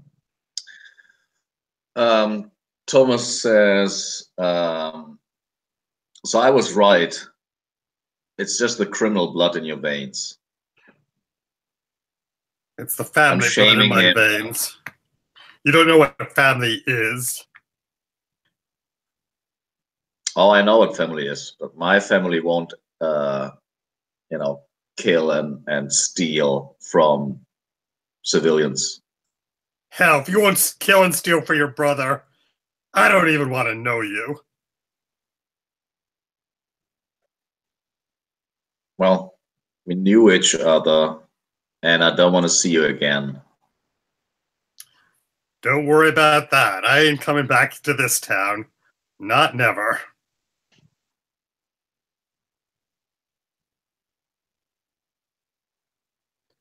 Oh, and by the way, as Billy walks past you, he spits at you. No, I think that's fair. Trevor is yelling, "Take me with you. Please, please take me with you." Oh, I don't care about him. That's harsh. I mean, is Billy trying to do anything, or is he just getting out of there? No, he's fine with this. Okay, right. Okay, actually, no, he will do one thing before he leaves.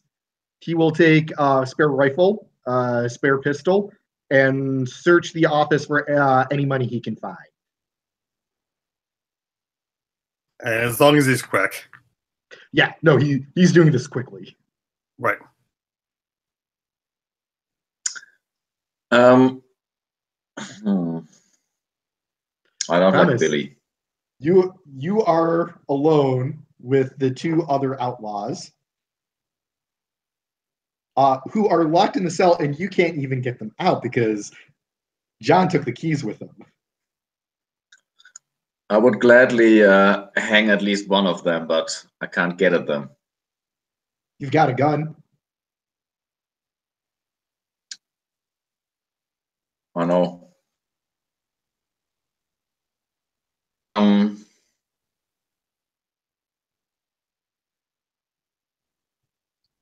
It seems pointless to shoot like one of the random just because he is the poor soul who has the bad luck to be left behind.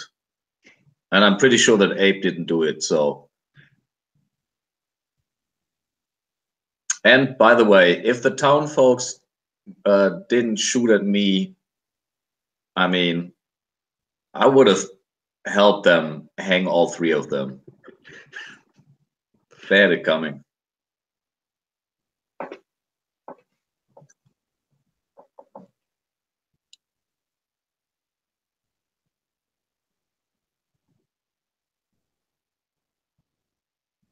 So that is probably the scene that Bobby and John. You're just going to leave them in the cell? Yeah. Okay. Man, I thought we were going to have a much more decisive end for these three. I'm not sure what's going to happen. The hardcore hang them people have been killed. The person who wanted to break them out has already done that to one of them.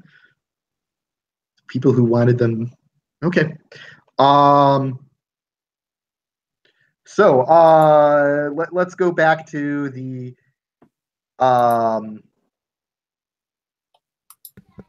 Gulch. Yeah, the Gulch. Dead Man's Gulch. So Luke Owens. Deputy Mills just, killed the mayor in what's effectively self-defense, but he doesn't look like he's in good condition. And then Sheriff Walters just slaughtered everyone else.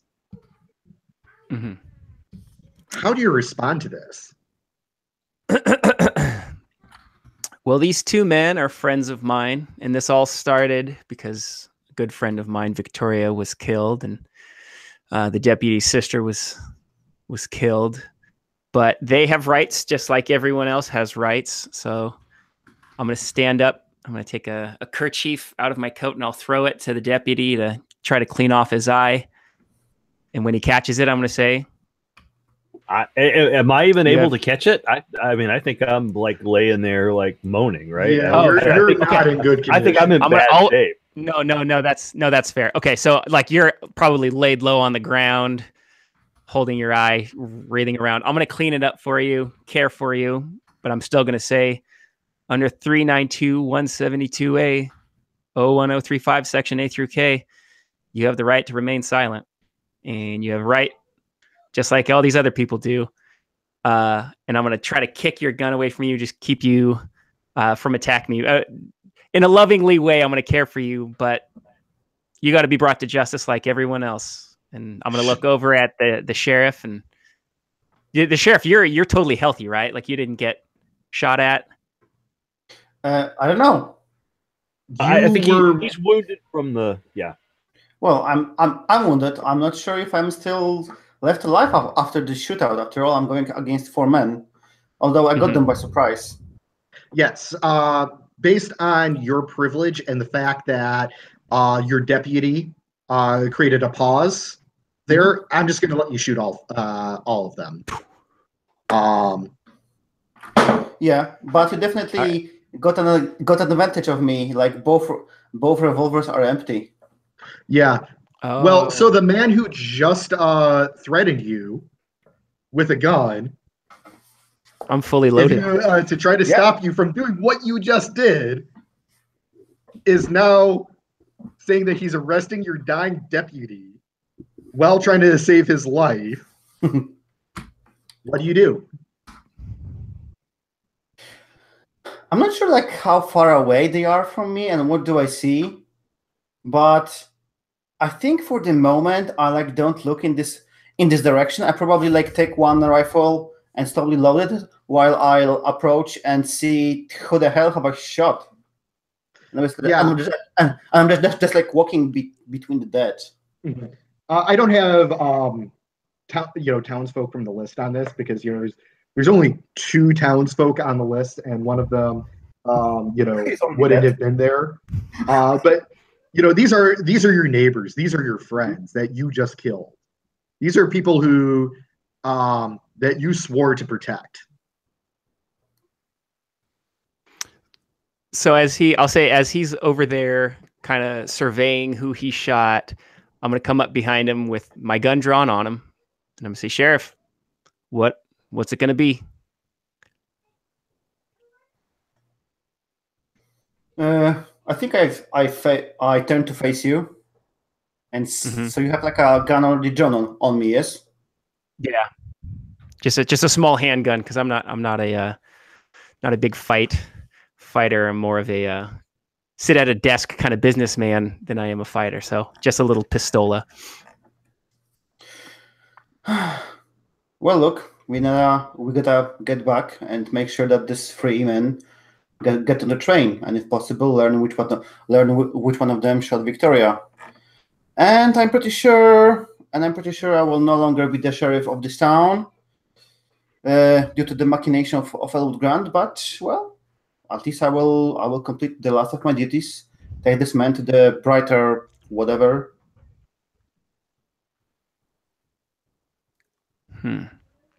So it sounds like you want to do this the Eastern way, not the Western way. Off game, I completely don't understand. Basically, do you want to do this cowboy justice where, you make your way through with a pistol, or do you want to just try to follow the law, which is the Eastern way? And I just look at your Joan gun and say, what about this? Well, I'm a man of law, but I just watch you slaughter people in this town that we were sworn to protect. This isn't better for the town. Half the town being dead is not better for this town. Let me correct you, Lawyer Owens, with all of your points. Those men have attacked the officers of law, have wounded them, and have refused to surrender. Those are criminals. Those are not town folk that we used to know. And although it pains me, unfortunately, I'm going to. This is what I will report in my report. They opened fire on us. I gave them all the chance to surrender, and the mayor chose to shoot. By the way, and maybe now I'm just realized he fired at Alfred. How is he? Say again. Not good. Alfred is not good. Yeah, I'm just looking at you and like right now remembering that that mayor fired in your direction. I'm just like so mayor fired at Alfred. How is he? I made sure he was okay. I mean, he's as good as he's going to be, but we got to get him back into town before he bleeds out. If we can even find anyone who will heal him. Sounds like the town folk wanted to shoot us. They might not even want to help us when we get back. Hopefully Doc wasn't one of the townsfolk that just got killed. No. And I'm just and you can see that Sheriff Walters looked at you like without understanding, like, why do you have your gun drawn? Yeah, we have these laws where we're not just supposed to be shooting civilians, and we should have given them more of a chance for a due process, just like we're protecting these guys in these cells. And they're upset, but this isn't the kind of justice that needs to be done. We should be following laws more. And if we think about this as what is best for the town, this is the worst for the town. This is worse for business. This is worse for politics. This is worse for the civilians. Running around shooting each other is just not the way we should be doing it. And the way I see it, you're just as bad as them, except you got a shiny badge on your shirt. I asked you before, I will ask you again. Because you backed down then, how would you have me take them into custody if they would not surrender their weapon? The same way I'm doing it to you right now. Because I'm going to put you under arrest the same way that we should have done to them. And I have my gun drawn on you. And if I were you, if you were me, you'd be shooting you right now. And if I will not surrender my weapon, then what would you do? Well, if I were you, I'd shoot you. What do you think I should do?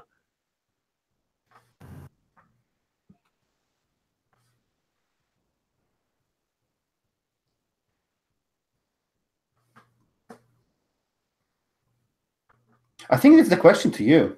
Yeah. And this sounds like a negotiation. I'm not sure. I just, whatever he will do. I just like walk towards Alfred. Okay. So if it sounds like the negotiation is, if you want the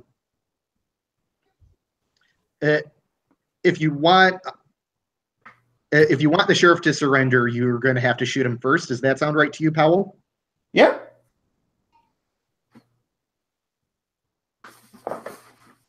Now, the sheriff is already wounded. If you shoot him again, he'll be bleeding out. So you'll have 2 dying men to deal with instead of 1. I'm going to walk up to the sheriff with my gun drawn, aimed straight at his face. I'm going to pull the hammer back. And I have a buy-off here that's commit Western justice. Mm-hmm. But I'm not going to commit it. I'm gonna put the gun down and say, unlike you and everyone else out here in the West, I uphold a standard. If that means that you shoot me right now when my hands are down, you can do it. But I'm willing to die for a better West. So I'm gonna walk back over to Deputy Mills. I'll turn my back. If you want to load your gun and shoot me, you can. But I was just making a point that we need to be better out here if we're going to progress the West out of just cowboys shooting each other.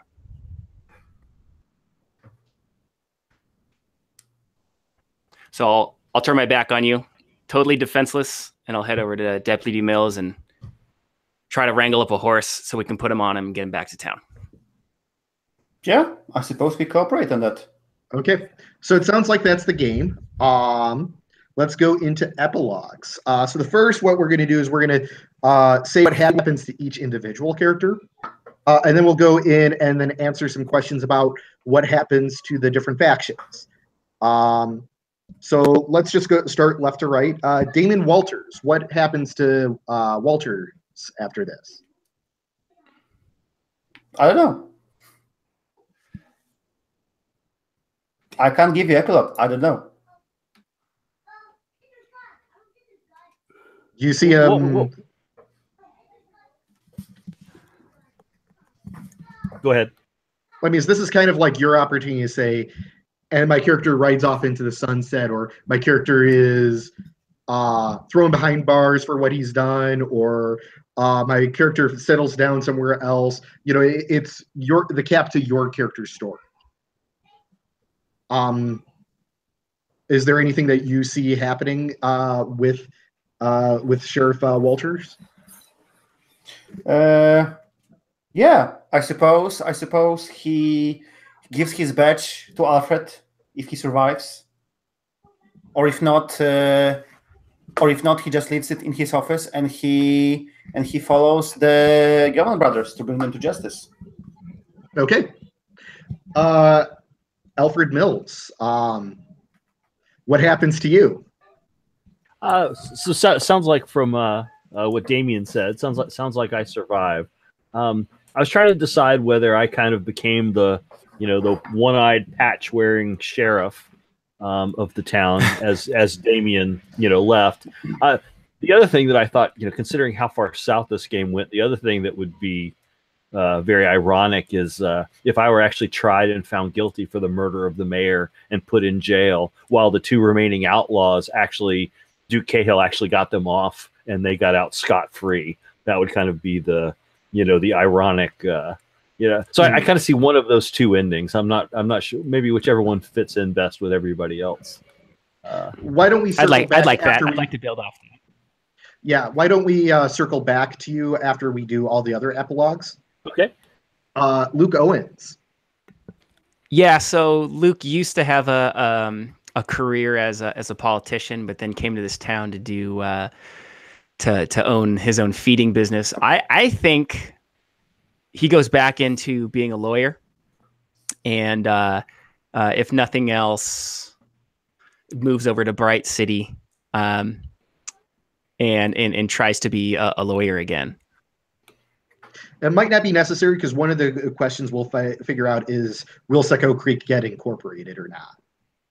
So we'll get to that. I think my feeling on that was there's a lot of sour feelings left between him and the people you in want town. to leave. You want to leave Seco Creek. Yeah. Okay. Yeah. But so that's a good excuse for him to try to go back into being a lawyer again. Mm-hmm. Thomas Duvall. I assume that Deputy Mills will be true to his word and will accuse me to being responsible for freeing the Gammon brothers. Is that all he's accusing you of? I don't know. Deputy Mills, what do you think? Well, I'm wondering if you're insinuating what happens to the other two. I mean, certainly, I think. I mean, I said I would hold you responsible. I mean, I don't think. I mean, I've known you a long time. I don't think I would, say that you were in cahoots with them or you're a criminal. But I think you definitely let me down. With, and I would certainly, you'd certainly never be invited back to any of my posses. But and I also, but you didn't kill the other two then. That's why I was getting at. I mean, Did he? Have you shot the other two? I'm asking. Did you end up killing the other two? so Thomas is not killing the other two prisoners. Okay. Yeah, that was just the part that I wanted to make clear. Yeah. He was definitely like, there was like the half an hour or something. He was standing in the sheriff's office, looking at his gun, looking at the two prisoners, and then just walked out back to his ranch or to the saloon probably. And in the longer run, I would assume that Elwood Grant would get enough to at least get his part of the land that I took from him back to his. Mm-hmm. Yep, we'll find out what happens to Elwood Grant when we do the favor one epilogues. And then John Gammon, what happens with you? Well, Billy and I, we end up heading out to California. We get there just in time for the gold rush. And neither of us is particularly successful. Billy ends up trying to jump another prospector's claim. He gets shot and then thrown in jail. I lose touch with him after that and end up working on a ranch near San Francisco. Okay. So now what we're going to do is we're going to find out who has the most favor in each faction. And I've got a couple of questions about what happens in each faction. So the first one is politicians.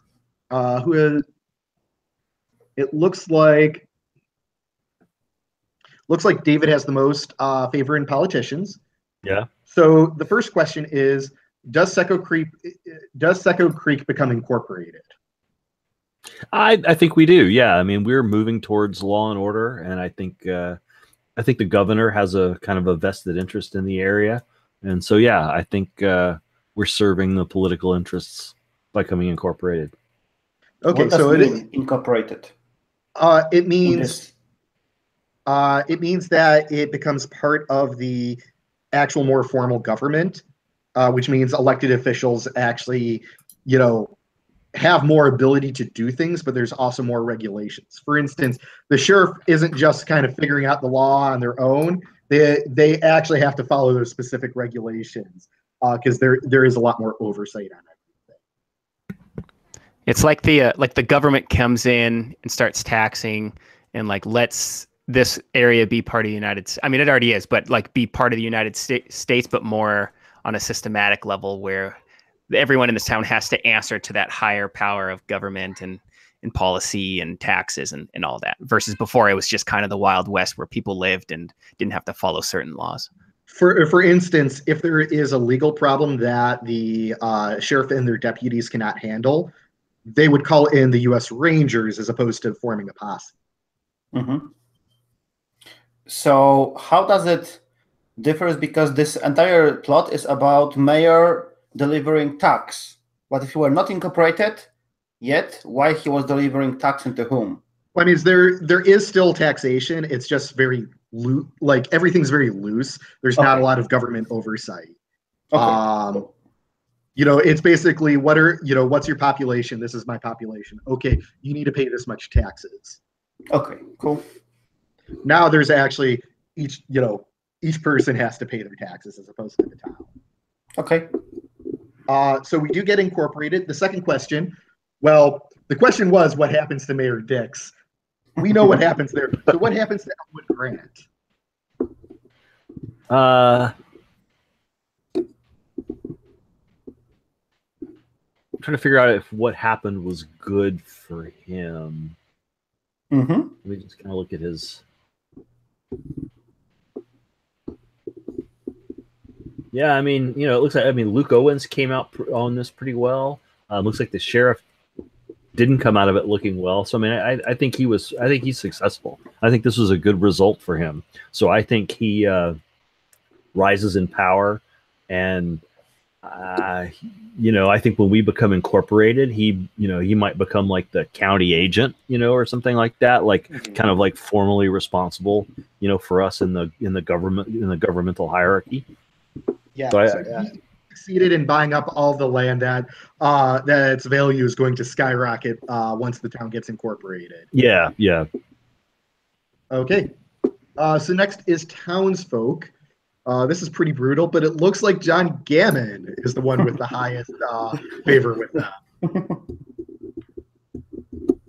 That is a travesty, by the way. I just didn't do anything to piss them off. I mean, not shooting any of the townsfolk isn't a very high bar to clear, but I'm pretty much the only one who did it. So. I mean, maybe you should have lost favor for making off with Billy Gammon, but it was the end of the game. Right, and there weren't any townsfolk present for that. Yeah, So. well, they still know it's you, but it's like, True. He's family, and he's keeping Billy away. Like, they don't love the resolution, but they get the resolution. Right, and I left the other two outlaws locked in their cells. Oh yeah, if you did that, they would have hated you. Right, but right, and they probably think it's really funny that I took the keys with me. So, how do the townsfolk respond to the events of the last few days? Well, they are just they are pissed at the sheriff and the deputy. I mean, everybody who was involved in this whole fiasco. There are so many people who got killed. It's anybody who had any connection to these events, whatever side they were on. The townsfolk are just like, you fucking idiots. So you think that maybe that might be why you got incorporated, was now the townsfolk were like really on board for wanting oversight on their policing? Yeah, it's like, yeah, probably it's like we can't. This is a clown show. We need to get some law and order in.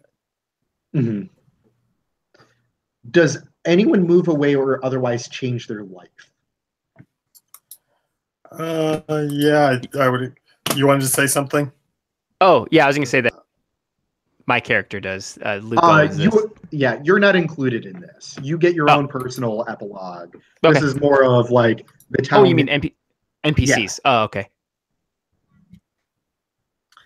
Yeah, I mean, I think maybe not any of the specifically named NPCs, but there are probably a few people who leave town, and it gets a bad reputation in the newspapers. So there aren't many people moving in for a little while. But it's like after 6 months, people have forgotten about it. You start getting a few people moving in now that they're incorporated. And the town actually does recover and even prosper. Okay, perfect. So next is business people, which looks like Damien Walters is the favorite there.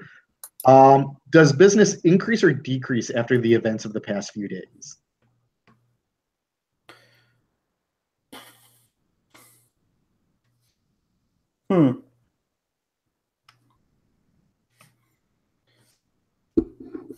So we have a guy with a ranch and a tavern.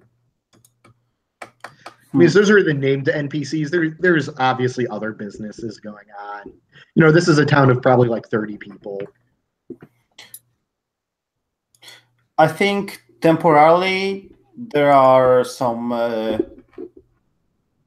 There was like a major down in the business. Mm-hmm. Because so many townsfolk were shot, so probably like there was like almost no business done for a few days, and then as Elwood Grant gets his way, probably Jasper loses his business, and and suppose like the town becomes the part of the bigger thing. So I think over time things will get back to normal, like a month or two. Mm-hmm. Who profits because of what just happened?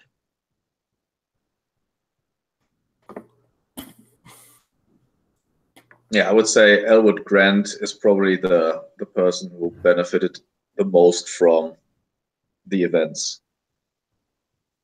Mm-hmm. Yeah, I mean, because the political structure has kind of been taken out in the town, and the law is in disfavor. So I think he's going to come in looking pretty good. Mm-hmm. Okay, and then the last group is the Outlaws, and we have a tie between Luke Owens and Thomas Duvall. So I will let you two determine. Well, there's two questions. I'll let one person answer one and one person answer the other.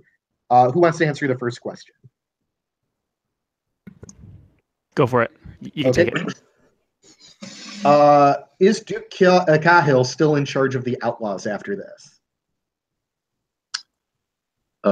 Yeah, I would say that because, I mean, Gammon left. We don't know what happened to the other two, but he was free all the time. So I would assume that he's still the boss. Okay. Well, we're about to find out what happens to the other two because that's the next question.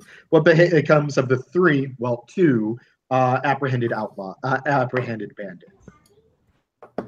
Oh man. So I get this one? Yep.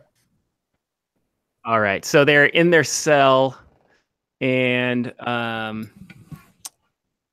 well, there's no one around to stop any townsfolk from coming in and delivering that sweet Western justice. I think like the last cowboy thing this town can do before getting incorporated into the government is they grab these two men and they shoot them while they're in the cell, and as they're bleeding out, they hang them. Okay. Is it like a town effort, or did someone just do this and no one knows who? Well, Horst, you were there. You would know more than anyone else. That's what happened. How did it go down? So it wasn't me. It wasn't Thomas. But I think, I mean, we established that the hardcore, like, what's it called, like vigilantes, that they were killed by the sheriff. That the hardcore crew wanted them to hang. But I think after Thomas left, the ones that are just fed up by the criminals going to jail and returning after a couple of weeks, they do it in a communal effort. Like it's, I don't know, 7, 8 of them, and they go in, shoot them, and then maybe leave a sign with Seco Creek remembers or something. Mm-hmm. Okay. And it turns out that 2 innocent men of that crime were killed because it was I determined early on in the game that it was actually Mayor Dix who killed his wife because he found out about the affair. He didn't know who she was having an affair with, just that she was having an affair.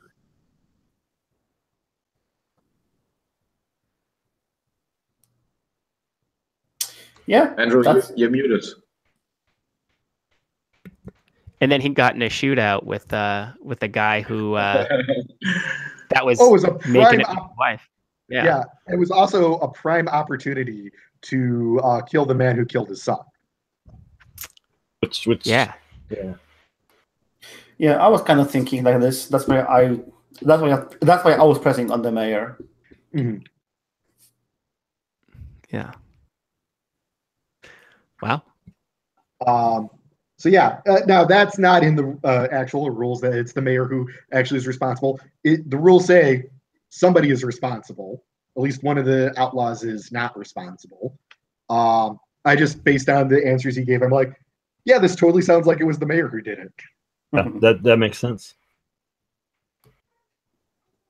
So that is Seco Creek. Thank you so much, everyone, for playing. What I think I'd like to do is, this is something that I've heard Jason talk about, is do basically debrief in a different format. So I'm willing to hop over to Discord to do the debrief. Does that sound good to everyone? Okay. Could you, before you do that, are you able to put the Sounds good. link up in these chat notes? For Discord, yeah, it should be an open thing at this point, but I'm not very good at like Discord, and I always seem to like have a hard time tracking any of this kind of stuff when people debrief. Once you join the channel, it should stay in your Discord server, Yeah. in your Discord app. Yeah, but here's the link that I use, and then you just click on the debrief, and that should bring you there. I'm going to stop broadcasting right now, though, just so people don't have to hear this. Okay. Cool. Thank you.